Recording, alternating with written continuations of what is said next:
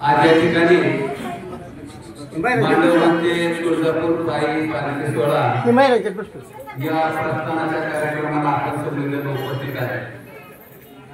संतोष पाटलांनी त्यांच्या सगळ्या टीमनी आपल्या सर्वांचं स्वागत केले आणि पालखी सोहळ्याची पार्श्वभूमी निश्चित करण्याचा या निमित्तानं प्रयत्न झालेला आहे। उपस्थित या कार्यक्रमाला गावातील सर्व मान्यवर प्रमुख पदाधिकारी भक्तगण सर्वांचं मी सुरुवातीला स्वागत करतो।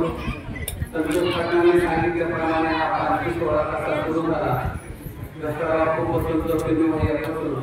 हा पालखी सोहळ्यानंतर मधल्या टप्प्यामध्ये पुन्हा योगदान लोकांनी द्यायला सुरुवात झाली आणि आज 31 वर्ष पदार्पण केलेलं आहे। आणि मग याच्या चालताना याचे एक अंतर जास्त आहे, याच्यामध्ये चालणाऱ्यांची संख्या आणि असणाऱ्यांचं, कारण इतर पालखी सोहळा हा वेगळा आहे। आळंदी ते पंढरपूर किंवा देहू ते पंढरपूर हा पालखी सोहळा वेगळा आहे। तिथं रोज रेग्युलर काही खाल्लं तरी चालतं, पण इथं मात्र चालणारे त्याला फळाचंच खावं लागतं तरच ते देवीला जातो।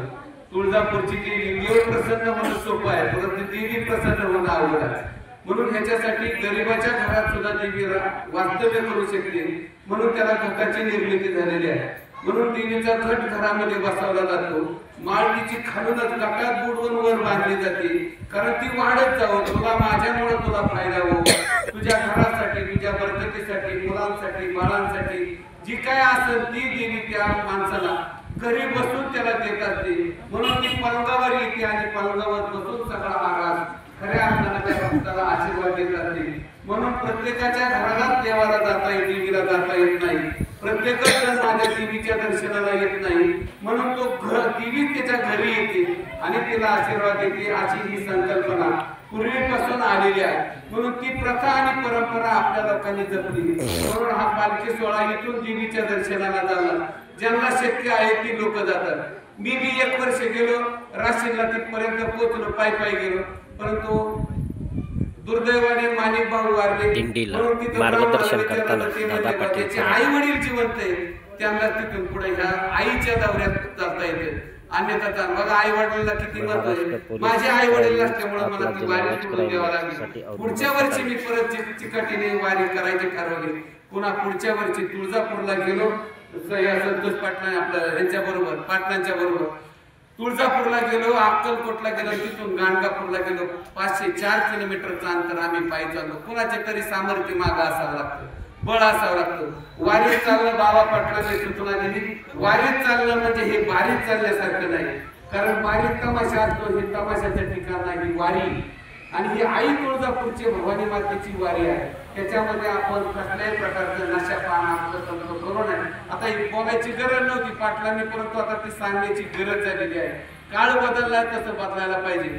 म्हणून या वारीमध्ये सुद्धा आपण आता तुम्हाला तर काय 2 पैसे इथं दिशी नाही, काय नाही, संतोष पाटलांनी सांगितलं कोणाचे पैसे नाही, हे माणसं हातापाया पडतात, लोकांचे 2 पैसे देतात। दानधर्म करणारे बाबू बोत्रेंनी सुद्धा 51,000 दिले, असंख्य लोक तिला मदत करतात। या ठिकाणचा चकोर परिवार असू द्या, गायकवाड परिवार असू, ही सुद्धा माणसं या देवीच्या माध्यमातून लोकांना फराळाचं करण्याचं, इतकं फराळाचं सुंदर।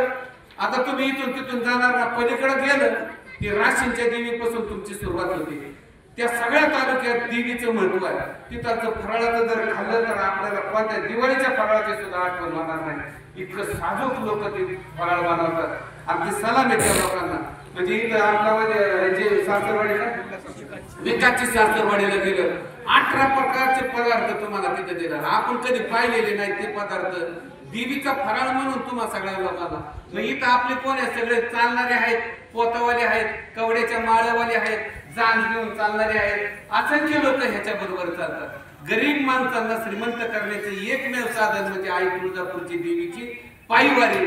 असंच देवीला जाणाऱ्या भक्तांना मार्गदर्शन करताना दादा पाटील फराटे, नेहमी सांगतात, कारण याच्यात नुसतं चालणाऱ्यापेक्षा सुद्धा महाराष्ट्र पोलीस क्राईम न्यूज, आपल्या जे नावाची क्राईम न्यूजसाठी औदुंबर फटाले। म्हणून प्रत्येकाचा तिथाचा बी आशीर्वाद घ्या त्याही लोकांना, कारण आता त्या राशींच्या पुढे जर गेलं, आपलं करमाळ्याच्या पुढे जर गेलं, किती लोक पानाचा विडा डोकं द्यायला तयार आहे। पानाचा पानाचा विडा प्रत्येकाने खाल्ला पाहिजे। आईचा प्रसाद खाल्ला की त्याला पान दिले पाहिजे। तुळजापूरच्या आईला पानाचा विडा चालतो, बघा किती, आपण कधी खात नाही, कधी काही नाही। इतकी लोक ही लोक जगतात. आपणही त्याचं पावित्र्य आपल्याला जपायचं. म्हणून पुन्हा एकदा आपण सर्वांना या पालखी पायी सोहळ्यामध्ये टेम्पोवाला असू द्या, चालणारे असू द्या, नियोजन करणारे असू द्या, तुम्ही चालणाऱ्या सगळ्या लोकांना इथं 1.25 लाख पुढे गेले. 1.25 लाख लई लोक सगळे लोक इतके चांगलं चालतात ना. मला चालण्याचा अनुभव आला, कारण मी कधी वारीतच गेलेलो नव्हतो. परत संतोष पाटील यांच्या सगळ्यांच्या आग्रहाने मी गेलो, परंतु इतकं समाधान झालं. त्याच्यामुळे मला फार वारीचं महत्त्व आलं. आई ते आशीर्वादानं नानासाहेबांचे नानासाहेबांचं पण तुम्ही आता एक वारी केली पाहिजे. मी आता दसरा बाप्पूंच्या गैरहजेरीत तुम्हाला सांगतो. ह्या वर्षी जाऊ नका, पुढच्या वर्षी जा, परंतु एक वारी कोणीतरी करा. बरोबर आहे का?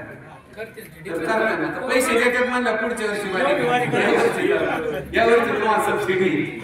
सांगण्याचं तात्पर्य आपण सगळे जण चांगल्या कामासाठी उपस्थित राहिला. आई जगदंबेच्या पायी पालखी सोहळ्याला आपण उपस्थित राहिला. असं प्रेम राहू द्या आणि असंच आपण प्रेमाने तिथपर्यंत चालावा. निर्विघ्नपणे ही आपली पायी वारी सोहळा याला आपल्याला मी मनापासून शुभेच्छा देतो. सगळ्या चिमू कार्यकर्त्यांनी ही जी केलेलं याच्यात पुरी सगळे जबाबदारी, कारण लय लांबचा पल्ला चालायचा. 28, 32, 28, 30, 32 किलोमीटरचं अंतर आहे चालायचं. कारण इकडे चालणं ही 20 किलोमीटर आणि 18 किलोमीटरवर पालखी मुक्कामाला थांबते. इथं तसं अजिबात नाही. त्याच्यामुळे तुम्हाला साईड करून चालायचं. परंतु सगळेजण चांगलं सहकार्य करताना अपेक्षा या ठिकाणी व्यक्त करतो. या ठिकाणी महाराष्ट्र पोलीस क्राईम न्यूज, आपला जनआवाज क्राईम न्यूज साठी औदुंबर फटाले. जायचे त्यांनी जाणवर घ्या, सूचना बरोबर आहे. नाहीतर जी जाणार नाही त्यांची गाव आल्या तर ती जाणवर बसू नका. तर पुन्हा एकदा आपण सगळ्यांना शुभेच्छा देतो आणि या ठिकाणी